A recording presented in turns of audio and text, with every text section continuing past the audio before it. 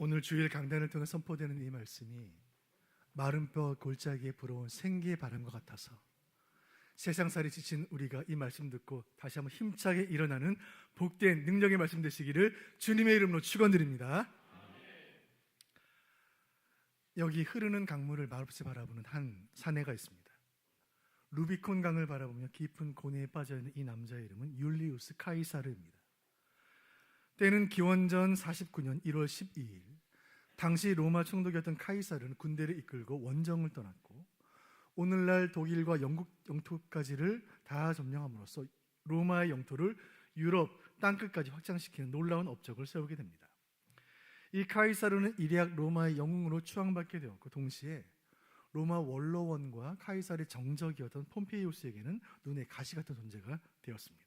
원로원은 카이사르를 제거하길 원했어요. 그래서 전쟁터에 있던 카이사르에게 소환장을 보내 로마로 소환했던 것이고, 카이사르는 소환장을 받고 로마로 돌아오는 길에 루비콘 강에 도달하게 된 것입니다.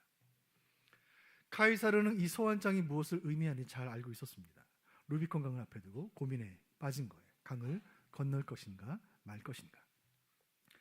당시 루비콘 강은 로마 북부의 방위선이었기 때문에 사령관인 카이사르가 군대를 이끌고 이 강을 건넌다는 것은 로마를 위협하는 군사 쿠데타로 보여질 수 있었습니다. 하지만 로마 최고 권력기구인 원로원의 명령을 거부할 수도 없는, 강을 건널 수도 없고 안 건널 수도 없는 진퇴양난의 형국이었습니다. 고심 끝에 결정을 내린 카이사르는 역사에 남을 한마디를 던지죠. 주사위는 던져졌다.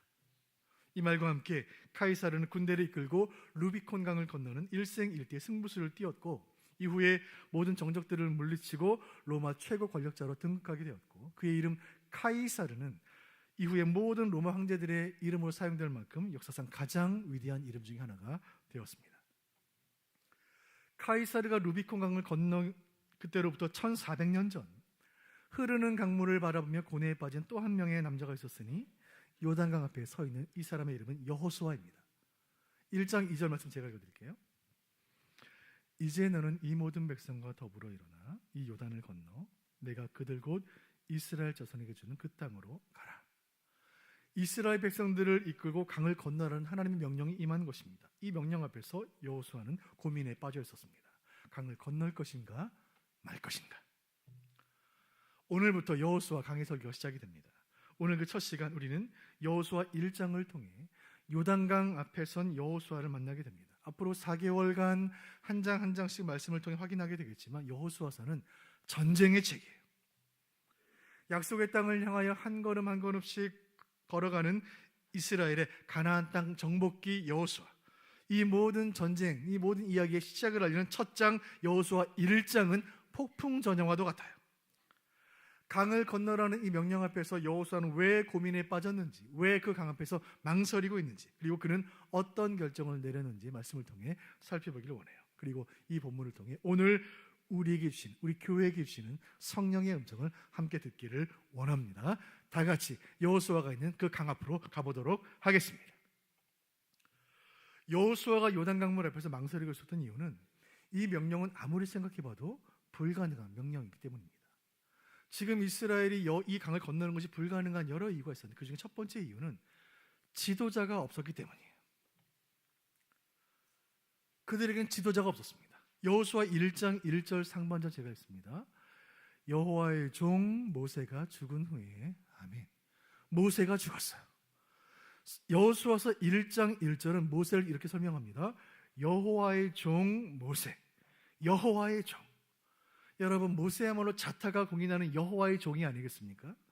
모세는 시내산에서 여호와를 대면했던 인물이요, 변화산에서 예수 그리스도의 영광을 체험했던 인물이에요. 이스라엘을 억압했던 속박의 쇠사슬을 끊어내고 지팡이 하나로 바로와 맞섰던 용맹한 전사요, 불가능해 보였던 40년 광야 여정을 성공적으로 이끈 불세출의 지도자 그 모세가 죽은 거예요. 지금은 모세가 없어요. 모세가 있었기에 홍해가 갈라졌고, 모세가 있었기에 아말렉을 제압할 수 있었고, 모세가 있었기에 광야의 고난들을 이겨낼 수 있었던 건 아닙니까? 지도자 모세의 인도를 따라 목적지인 가나안 땅까지 도착했는데 이제 저 강만 건너면 이 길고 위험천만했던 고생이 끝인데, 그런데 이 순간 지도자가 죽은 거예요. 모세가 갑작스럽게 세상을 떠난 것입니다. 여호수아는 생각합니다. 지도자가 없는데 우리가 어떻게 저 강을 건널 수 있겠는가? 두 번째, 그 강을 건너는 것이 불가능했던 두 번째 이유는 죽은 지도자 모세의 후계자로 여호수아 자신이 지목되었기 때문이에요. 그리고 여호수아에게는 모세 같은 능력이 없었어요. 그런 능력이 없었어요. 여호수아 1장 1절 하반절 제가 읽어드립니다. 여호와께서 모세의 수종자 눈의 아들 여호수아에게 말씀하여 이르시되 아멘. 여러분, 모세는 여호와의 종이었습니다. 여호수아는 모세의 종이에요. 모세의 수종자 여호수아. 하나님의 종과 사람의 종은 얼마나 다릅니까? 모세는 하나님의 종, 여호수아는 사람의 종이에요. 하나님께서 모세가 죽은 뒤에 이스라엘의 지도자로 모세의 후계자로 자신을 지목했을 때 여호수아는 깜짝 놀랐을 거예요. 내가 어떻게 그 일을 감당할 수 있겠는가?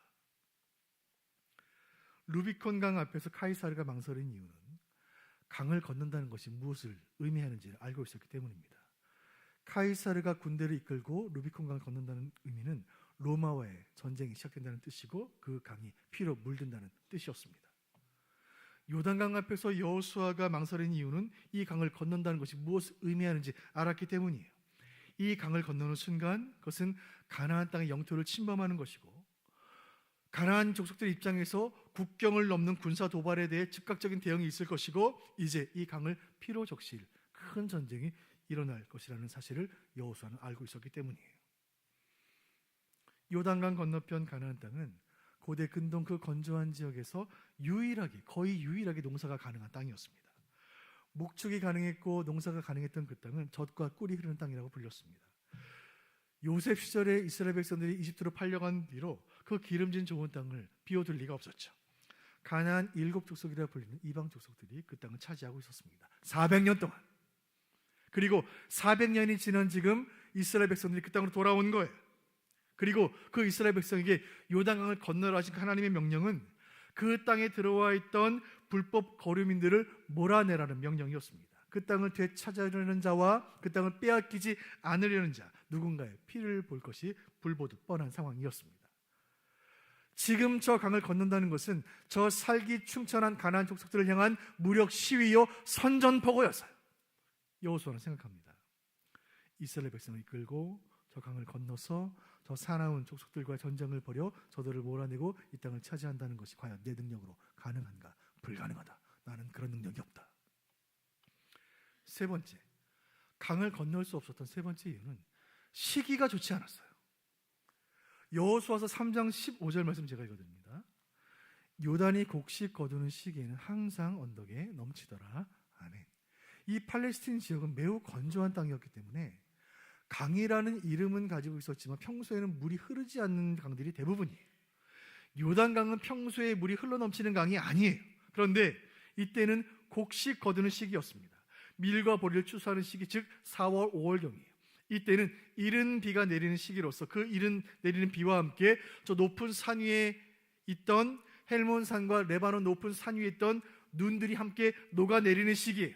즉 계절의 변화와 함께 이 물들이 산 아래로 흘러 모이면서 강으로 모이게 되는 거예요. 그래서 요단강은 평소와 달리 그 수위가 갑자기 불어나 있었습니다.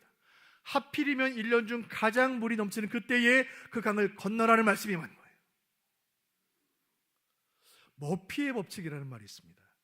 안 좋은 일은 가장 안 좋은 상황에 일어난다는 뜻이죠. 식빵을 먹으려고 식빵에 빵을 잘 발라놓았는데 식빵을 떨어뜨리면 식빵이 어느 쪽으로 떨어집니까? 꼭 잼 바른 쪽으로 떨어지는 거예요. 마트에서 장을 마치고 카트를 몰고 줄을 서 있는데 여러 계산대 줄을 서 있는데 어느 줄이 가장 늦게 줄어들어요?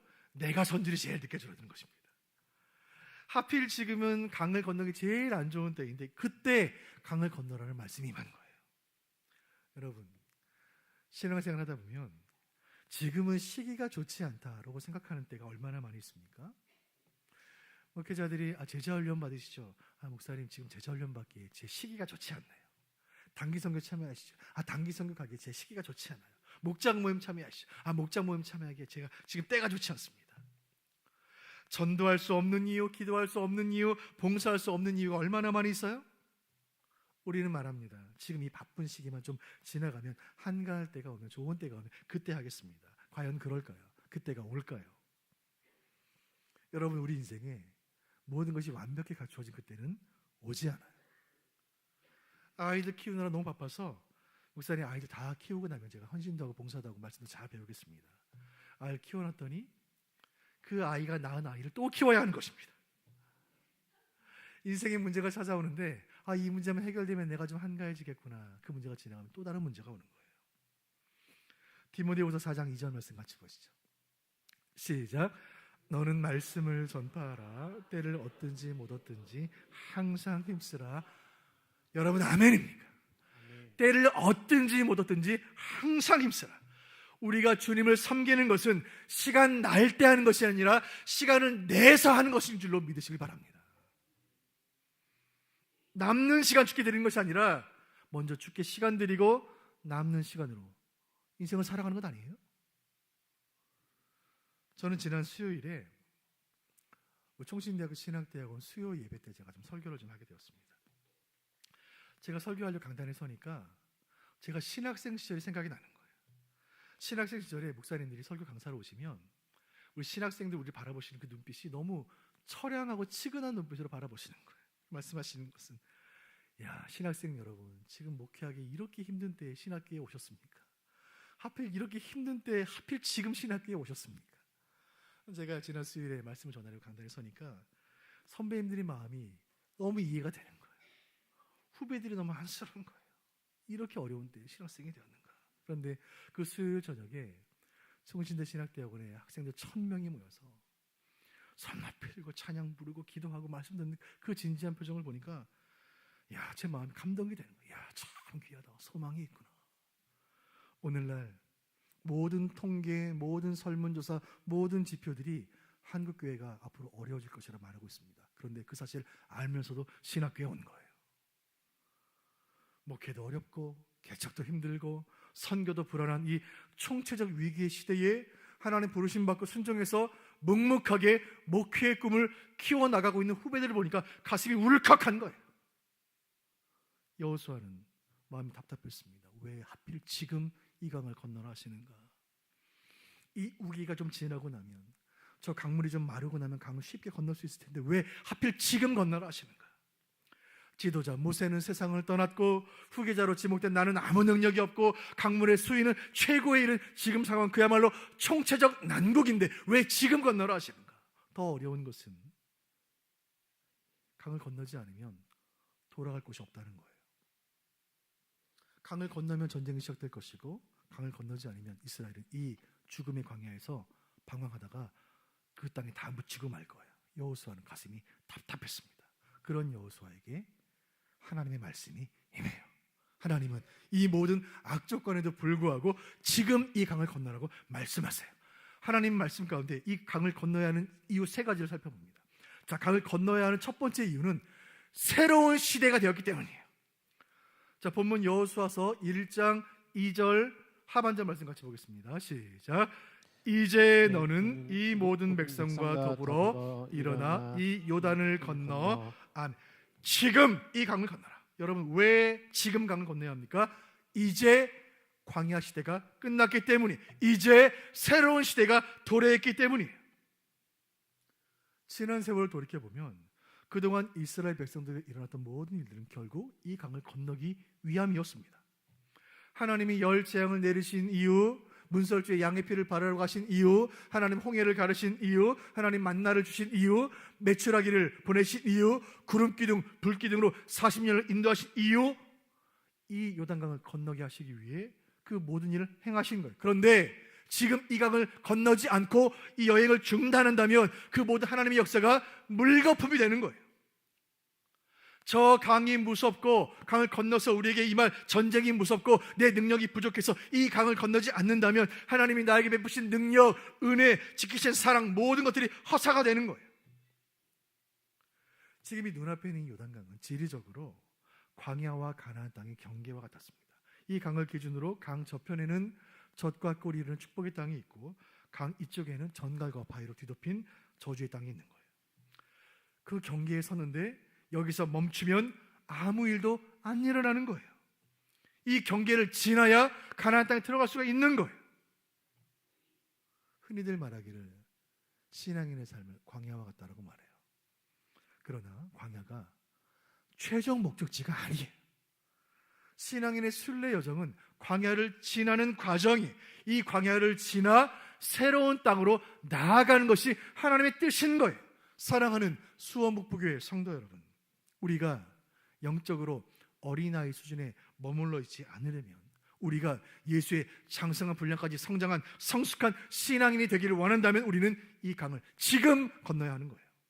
두 번째, 우리가 왜 지금 이 강을 건너야 하는가? 새로운 사람들이 세워졌기 때문이에요. 새로운 사람들. 자, 2절 하반절 같이 보실까요? 시작.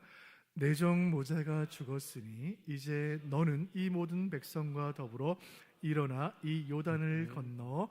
아멘. 자, 모세는 세상을 떠났습니다. 하나님 말씀이에요. 이제 너는, 영어로 you는 누구입니까? 여호수아. 그리고 이 모든 백성과 함께, all these people, 이 모든 백성들과 함께 요단을 건너라. 너와 이 새로운 백성들이 함께 건너라는 말씀이에요. 너는 여호수아이고 이 모든 백성들은 광야의 2세대, 광야의 다음 세대. 여러분, 이스라엘이 지금 이 강을 건너야 하는 두 번째 이유는 하나님께서 새로운 지도자를 주셨고 새로운 백성들을, 새로운 사람들을 일으키셨기 때문이에요. 성경의 인물들을 살펴보면 하나님께서 시대에 맞게 각자에게 다른 사명들을 주셨다는 사실들을 알게 됩니다. 스승 바울에게는 선교의 사명을 주셨고 제자 디모데에게는 목회의 사명을 주셨습니다. 스승 엘리야에게는 바알 우상과 맞서는 사명을 주셨고 제자 엘리사에게는 악한 왕들과 맞서는 사명을 주셨어요. 스승 모세에게는 광야를 통과하는 사명을 주셨고 제자 여호수아에게는 강을 건너는 사명을 주신 거예요. 그리고 그 일을 위해 하나님은 새로운 지도자 여호수아를 남몰래 준비시키고 계셨던 거예요. 그때로부터 38년 전 가데스 바네아로 돌아가보도록 하겠습니다. 그 가데스 바네아에서 그 땅을 정탐케 하셨을 때 딱 12사람이 가나안 땅을 밟았습니다.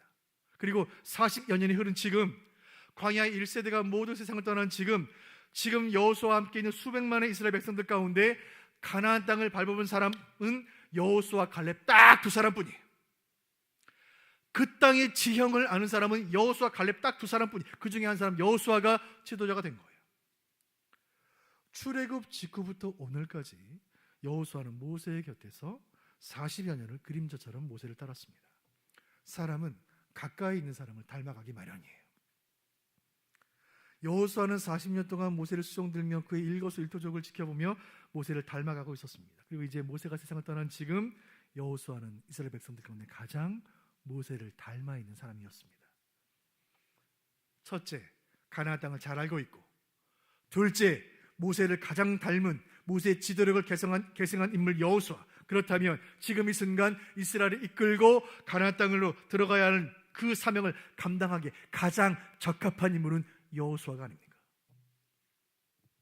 하나님 여호수아를 새로운 지도자로 세우신 거예요. 또 한 가지, 여호수아와 함께 강을 건너게 될 이 백성들은 광야의 제2세대들이에요.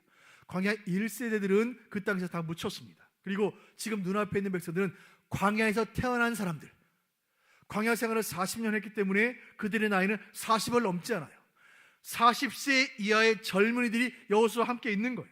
자, 이제 이스라엘 백성들 여호수아와 함께 강을 건너면 저 가나안 족속들과의 길고 치열한 전쟁이 시작이 될 텐데, 그 치열한 전쟁을 감당하려면 여호수아에게는 젊은 군대가 필요했습니다. 지금 여호수아의 눈앞에 젊디 젊은 장정 60만 명이 있는 거예요. 사랑하는 성도 여러분, 특별히 이 자리에 계시는 우리 교회 어른들 여러분, 비록 어른들의 눈에 보기에 우리 젊은이들은 철없어 보이고 경험도 부족해 보이고 세상 물정 모르는 아이처럼 보이지만, 그러나 저들이야말로, 우리의 젊은이들이야말로 새로운 시대의 주인공들이 아니겠습니까? 우리 어른들이 선조들로부터 받은 그 신앙을 이어받아 이 자리를 지키고 있듯이, 이제 우리의 신앙을 전수받은 젊은이들이 20년 뒤, 30년 뒤에 우리 어른들의 자리를 지켜가지 않겠습니까? 저는 지난 주일에 이 강단을 우리가 한명재 교수님께 부탁을 드리고 저는 주일학교 예배를 쭉 방문을 했습니다. 처음 있었던 일인데 제 마음이 너무 뜨거워진 거예요. 우리 자녀들이, 우리 아이들이 영아부, 유치부, 유년부, 초등부, 중등부, 고등부, 청년부 아이들이 말씀을 너무 잘 듣고 있는 거예요.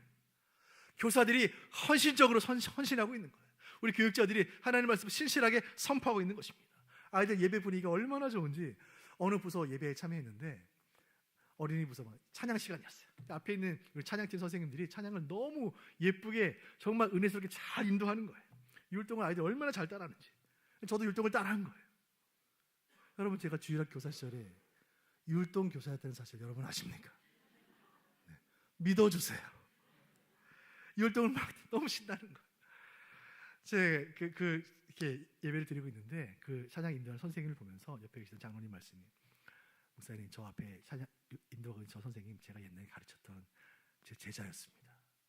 제가 가르쳤던 아이가 선생님이 되어 율동을 하고 찬양을 인도하는 모습 보니까 너무 감동스럽네요. 여러분, 우리가 가르쳤던 아이가 자라서 교사가 되고 그 교사가 가르친 아이는 또 자라 또 교사가 될 거예요. 한 세대가 다음 세대에게 신앙을 물려주고 그 세대는 또 다음 세대에게 신앙을 물려주는 것, 이것이 지난 2000년간 하나님께서 일해 오신 방식인 줄로 믿으시길 바랍니다. 이 방식은 주님 오시는 날까지 변하지 않는 거예요. 한 세대에서 다음 세대로. 오늘 요단강 앞에서 망설이던 여호수아는 사실은 하나님이 세우신 준비된 지도자였고, 그날 우리가 과연 할 수 있을까, 강을 건널 수 있을까 염려하던 백성들은 실은 하나님이 세우신 새로운 일꾼들이었어요. 사랑하는 교우 여러분, 우리 하나님은 때를 따라 새로운 지도자를 세우시고 시대의 변화에 따라 새로운 일꾼들을 세우시며 그들에게 새로운 사명을 주심으로 새로운 시대에 주의 몸된 교회를 더욱 든든히 세워가는 줄로 믿으시기를 바랍니다. 그 은혜가 지금 우리 수원북부교회에 임하고 있는 줄로 믿으시길 바라요. 여호수아를 새로운 지도자로 세우신 하나님은 그에게 말씀을 주십니다. 그 말씀, 오늘 우리 주신 말씀인 줄 알고 함께 받기를 원해요. 1장 5절 같이 보시죠. 시작. 내 평생에 너를 능히 대적할 자가 없으리니 내가 모세와 함께 있었던 것 같이 너와 함께 있을 것임이니라. 내가 너를 떠나지 아니하며 버리지 아니하리니. 아멘. 너를 당할 자가 없으리라. 모세와 함께 있었던 것 같이 너와 함께 있으리라. 너를 떠나지 않으리라. 버리지 않으리라. 이 말씀이 맞아 여호수아가 심장이 불붙는 것 같은 거예요. 그동안 하나님께서 나의 스승인 모세를 통해 하신 일들이 무엇인지 여호수아는 잘 알고 있었습니다. 그 위대한 지도자에게 주셨던 그 약속을 부족한 나에게도 주시는가?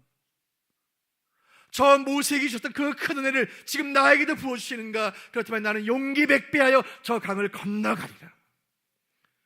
그 말씀이 임한 순간 주저하고 염려하고 망설였던 여호수아는 이스라엘의 새로운 지도자로 거듭나게 되었습니다. 여러분, 지도자는 강을 건너는 사람이에요.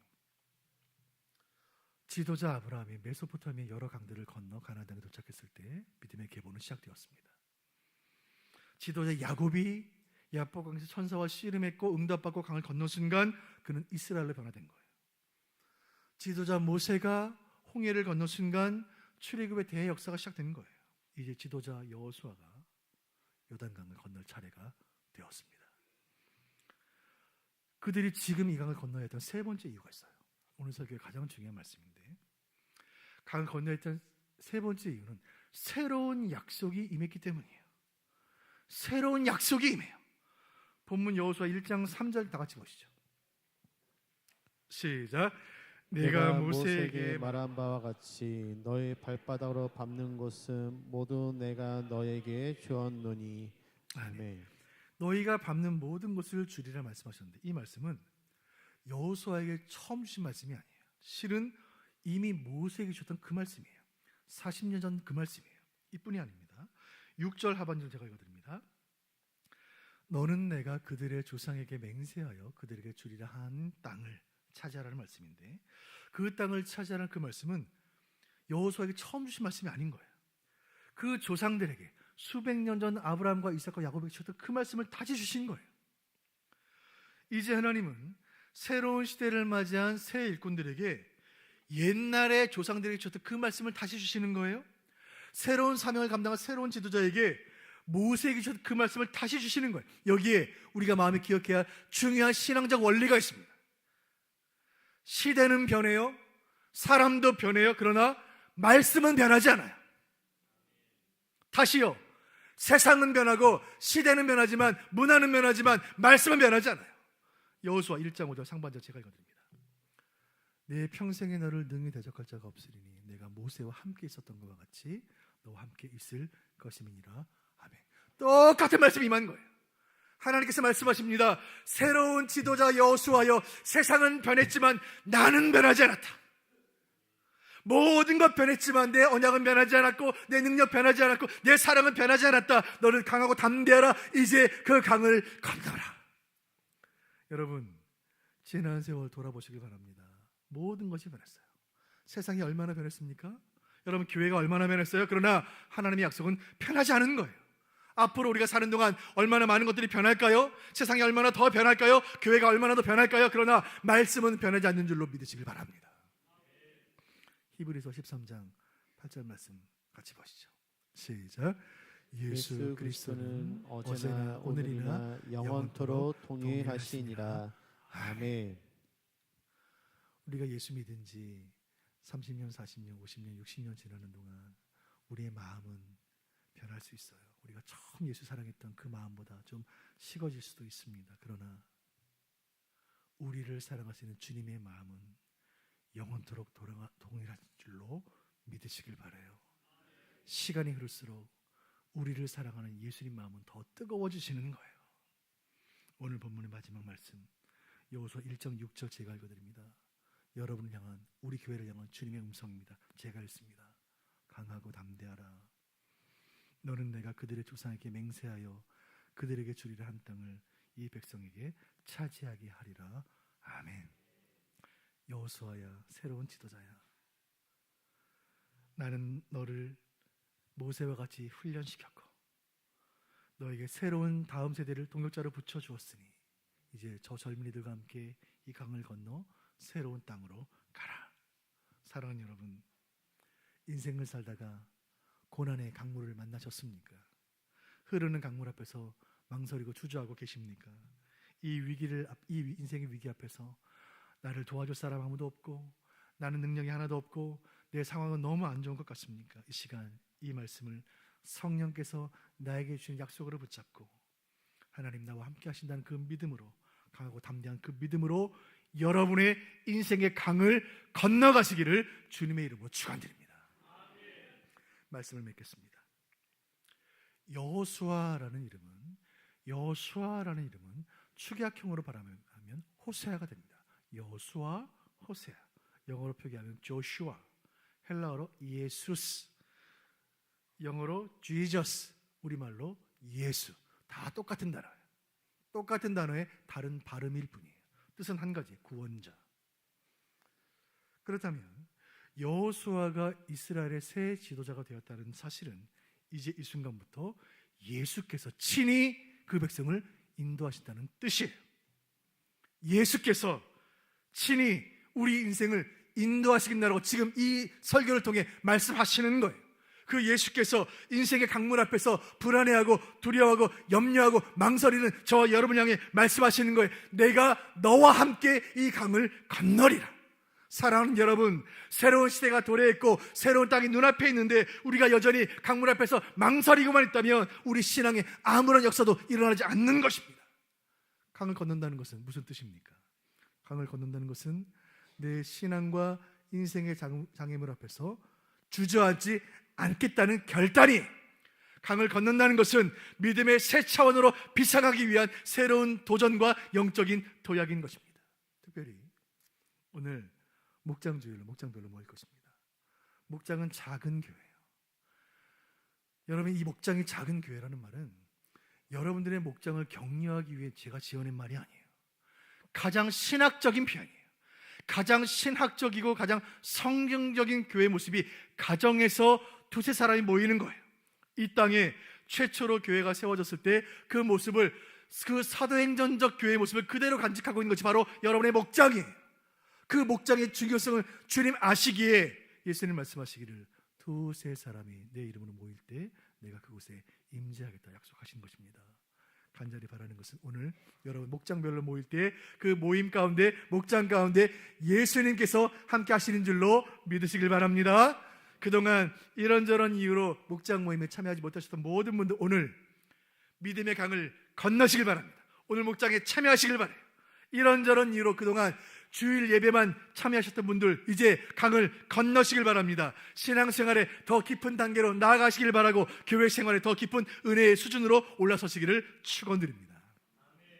이 말씀의 은혜가 오늘 우리 교회에게, 우리 모두에게, 우리 모든 목장들에게 충만히 임하여 우리 모두는 예수님 손 붙잡고 우리 인생의 강을 의연하고 담대하게 건너시기를 바랍니다. 그래서 지나온 광야에 거칠고 힘들었던 모든 인생길들을 오늘로 마감하고 오늘부터 주님과 더불어 예수 손 붙잡고 젖과 꿀이 이르는 축복의 땅 은혜의 신대륙으로 나아가는 저와 여러분 되시기를 주님의 이름으로 축원드립니다.